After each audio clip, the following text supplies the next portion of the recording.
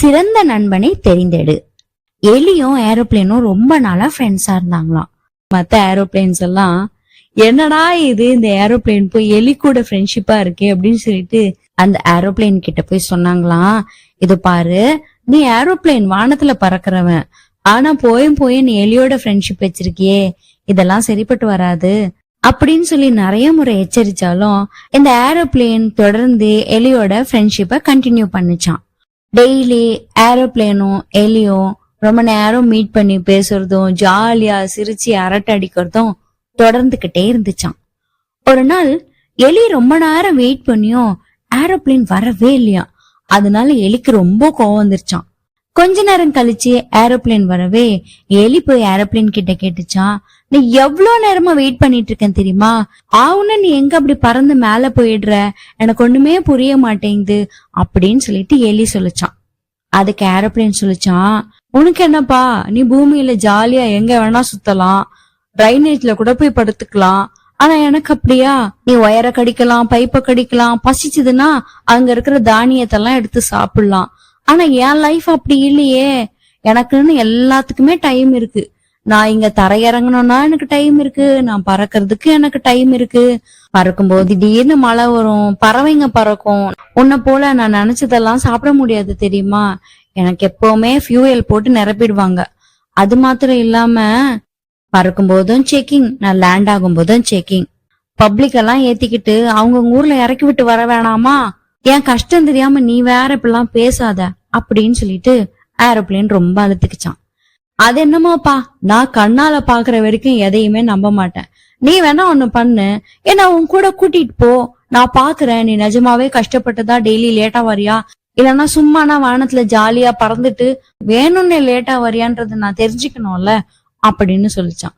Aeroplane சொல்லிச்சான், என்ன எலி நீ இப்படி புரிஞ்சுக்காம இருக்கிற, நானே நினைச்சாலும் உன்னை கூட்டிட்டு போக முடியாது எலி அப்படின்னு சொல்லிச்சான். எலி பேசவே இல்லையா. ஏரோப்ளேனும் யோசிச்சுட்டு, வேணும்னா ஒரு ஐடியா இருக்கு, யாருக்குமே தெரியாம நீ ஏறி பைலட் பக்கத்துல ஒரு மூளையில ஒண்ணு மறைச்சுக்கிட்டா சரி, இதுக்கு மேல என்னால எந்த ஹெல்ப்புமே பண்ண முடியாது அப்படின்னு சொல்லிச்சான். எலி சொல்லிச்சான், அதெல்லாம் நான் பாத்துக்கிறேன், எப்போன்னு மட்டும் சொல்லு, நான் தயாரா வரேன் அப்படின்னு சொல்லிச்சான். அதுக்கு ஏரோப்ளேனு, இன்னும் 3 hours கழிச்சு நான் புறப்பட்டுருவேன், நீ ஏறுறது உன் கையில தான் இருக்கு, நான் திரும்பியும் லேண்ட் ஆவேன், அப்ப நீ எங்க வேணாலும் போய் சாப்பிட்டுட்டு உன் வயித்தை நிரப்பிக்கோ, தயவு செஞ்சு எனக்கு ட்ரபிள் மட்டும் கொடுத்துறாத அப்படின்னு சொல்லிச்சான். சரி நான் ரெடி ஆயிட்டு வரேன்னு சொல்லிட்டு எலி புறப்பட்டு போச்சான். 3 hours கழிச்சு யாருமே பாக்காத நேரத்துல குடு குடு குடுன்னு ஏரோப்ளேன் மேல ஏறி பைலட் உட்கார்றதான அந்த இடத்துல ஒரு ஓரமா ஒளிஞ்சுக்கிச்சான். எந்த சத்தமுமே போடாததுனால ஏரோப்ளேன்ல ஒரு எலி இருக்கிறது யாருக்குமே தெரியாம போச்சான். பேசஞ்சர்ஸ் எல்லாரும் ஏரோப்ளேன்ல ஏறி அவங்கவுங்க இடத்துல உட்காந்துட்டாங்களாம். ஏரோப்ளேனும் வானத்துல பறக்க ஆரம்பிச்சுதான். எலிக்கு ஒரே சந்தோஷம், ஐயோ நம்ம சிறகு இல்லாமயே மேல பறக்கிறோம், ரொம்ப நாள் கனவு நிறைவேறது அப்படின்னு சொல்லிட்டு உள்ள ஒரே குதூகலமா, எப்படியாச்சும் இந்த வானத்தெல்லாம் எட்டி பாக்கணும்னு சொல்லிட்டு ஒரு ஓரமா போய் எட்டி எட்டி பாத்துச்சான். வானம்லாம் ரொம்ப அழகா தெரிஞ்சுதான். நிஜமாவே ஏரோப்ளேன் உண்மையாதான் சொல்லுது, கஷ்டம்தான், இவ்வளவு பேசஞ்சர்ஸை ஏத்திக்கிட்டு பொறுப்பா கொண்டு போய் விடணும்ல, சரி ஓகே, இன்னைக்கு நம்ம கண்ணார பாத்துட்டோம்ல அப்படின்னு சொல்லிட்டு கம்மனு வந்துகிட்டே இருந்துச்சான். பேசஞ்சர்ஸ் எல்லாருக்கும் அவங்களுக்கு தேவையான சாப்பாடெல்லாம் கொடுக்கும்போது எலியினுடைய மூக்குல அந்த வாசனை எல்லாம் போக ஆரம்பிச்சுதான்.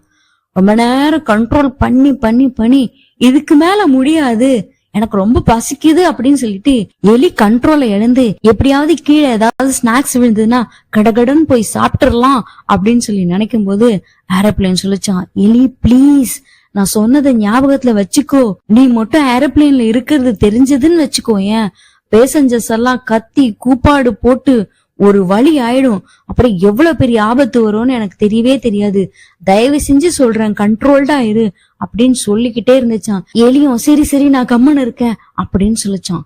திரும்பி ஒரு 1/2 hour கழிச்சு எலிக்கு பயங்கரமா பசி எடுக்க ஆரம்பிச்சுதான்.